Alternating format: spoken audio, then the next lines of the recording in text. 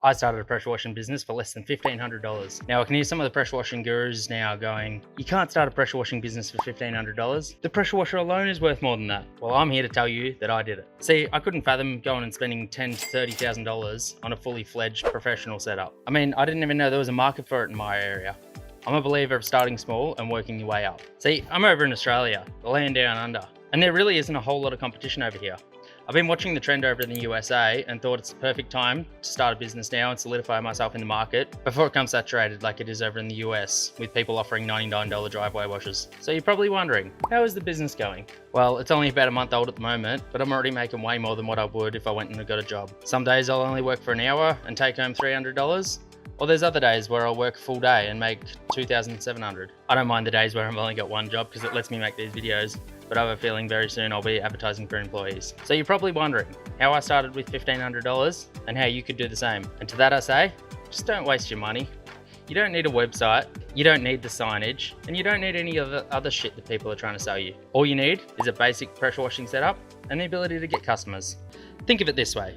The average person starting a pressure washing business is going to go out and buy a pressure washer and trailer worth $20,000, a website for $2,000, a marketing guru to run your ads, $1,500 a month, other pressure washing accessories that are handy to have, another $1,000, maybe a soft wash setup for $5,000, and then chemicals and a chem sprayer, around $500. That's $30,000 to start a business. And I'm not even counting insurance, CRM, accounting, and business registration. They're spending $30,000 and they haven't even got a job yet. It's no wonder you see all these pressure washing setups going up for sale all the time. They're getting into a business, spending $30,000, and they don't even know how to get a customer. You see, when you're starting a business, spending money gives you the illusion of moving forward. You feel like you're achieving something by spending the money, when in actual fact, you're actually moving backwards. You're moving further away from your break-even point. So don't be that guy. Next year you'll be selling your setup for a loss and it's just a 30 grand sitting in your shed for the next year. So this is how I did it. I spent $1,350 on a pressure washer and a surface cleaner. Oh, you were expecting more? No, that's it. I'm literally starting a business for 20 times less than what this other guy is. And sure, it's nice to have all the equipment, but it's not needed at the start. I would prefer to use my profits to upgrade my setup. And sure, I know he's going to be able to do the jobs a lot quicker than what I can, but that's if he can even get jobs. You see, I can spend $20,000 on advertising and still be in a better position than what he is. So why would anyone spend $30,000 on a setup? Well, one word, vanity. They want all their friends and family to see that they got this nice business, you know, their flashy ute with the nice signage, the professional equipment, and makes them feel like a business owner. Notice how I said feel? Yeah, unless there's money coming in the door consistently, I wouldn't call it a business. Now we move on to marketing. This is something that most businesses need, and there are 1,001 ways to market your business. But what way should you go? Well, this is a personal choice. You could use job lead websites, do door-to-door sales, get pamphlets and flyers made, do bandit signs, Facebook ads, Google ads, Facebook groups, the list goes on. But when I'm starting a business, I want to go for the lowest barrier to entry possible. So for example, if you're starting on a budget, door-to-door and Facebook groups are going to be your best bet. Personally, I always allow a marketing budget. I don't like the idea of going and knocking on people's doors. I wouldn't want someone knocking on my door. But that being said, if you want to go knock on people's doors, don't let this stop you. I've seen plenty of people making a lot of money doing it. For most of you, you won't be able to make a website worth driving traffic to. So Google ads are out of the picture at the start, which leaves my second favorite way of getting clients. You don't need a website for this. You only need a Facebook page, which only takes a couple of minutes to set up. You can see here, I'm getting targeted leads for only $25 each, and I'm closing them at a rate of around 70%, so it's super profitable. Ideally, you're gonna want a multi-channel marketing approach. When I'm starting a business, I like to spend the hours and get my business everywhere. I'm on Facebook, Instagram, TikTok, YouTube, lead websites. I've got pamphlets, Google ads, Facebook ads, business cards, and a Google business profile. The list goes on. I can understand as a new business that this might be overwhelming. I've been doing marketing for years for many companies, so it's all second nature to me. Let me know in the comments if you want more in-depth videos of any of these marketing strategies, what's working for me, and also don't forget to hit the like and subscribe button if you haven't already. When you're starting out, maybe just pick one marketing channel and get really good at that. You're better off being good at one than being average at all. So what should you do once you start getting customers?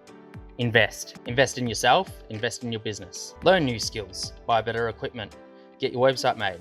Just keep leveling up your business and your business skills. Most businesses fail within the first year. And it's not because these people aren't passionate. It's not because they're lazy. It's because they aren't developing the proper skills that you need to run a successful business. You see, most people that start a business are what we like to call operators.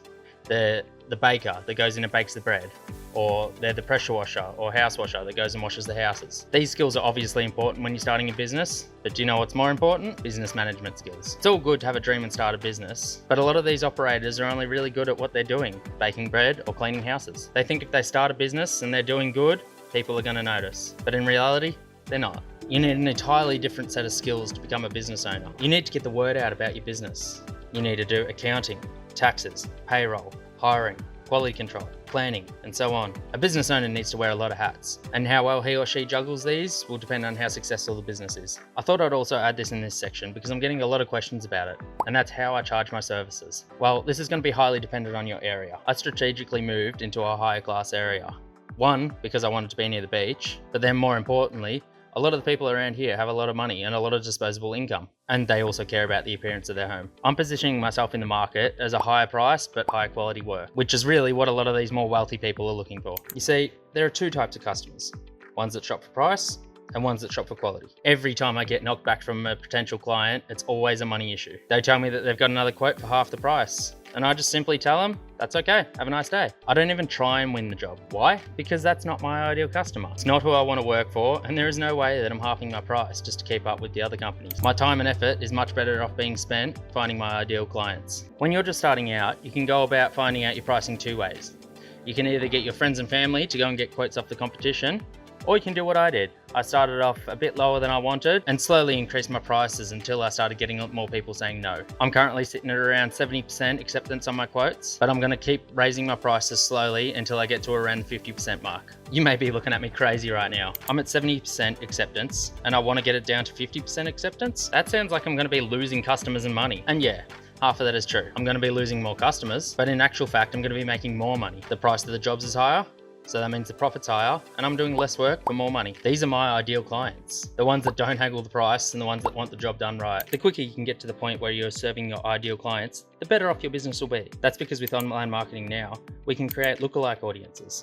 This is a much higher level of marketing, and it was something I'll need to cover in its own video. But essentially how it works is I will make a list of my ideal customers that I've already done jobs for. I'll give this list to Facebook and other advertising platforms, and they will look at it. And then they'll generate a list of people that look like my customers. I can then advertise to these people who have a much higher chance of being my ideal client. This isn't going to be easy. You're going to have a lot of late nights staying up in bed, researching things that you need to do and how to do them. You're going to make mistakes, and there are going to be times when you want to curl up in a little ball and quit. But just remember, nothing good in life comes easy. And those that are out there and rolling with the punches are going to be the ones that make it out on the other side. Don't get caught up in the hustle mindset and completely burn yourself out. Believe me, I've been there. It's not good for you and it's not good for your business. The ones that win in the end are the ones that are consistently putting in that little bit of effort. Do just one thing a day that's going to bring you more customers. One thing a day that's going to make your life a little easier. By doing just one thing every single day is going to compound, and soon enough you're not going to be wondering where you're going to get your next customer from, because you're laying down the groundwork that's going to ensure that your business is around for years to come. I've been doing website development, marketing and business development for many years now, and I own a little agency that helps businesses make it to the next level. If you need a website done, some advertising, or just need help with some other part of your business, feel free to reach out. If I can't help you personally, I might be able to point you in the direction of someone that can. Until the next one, guys, stay safe and go kick those goals.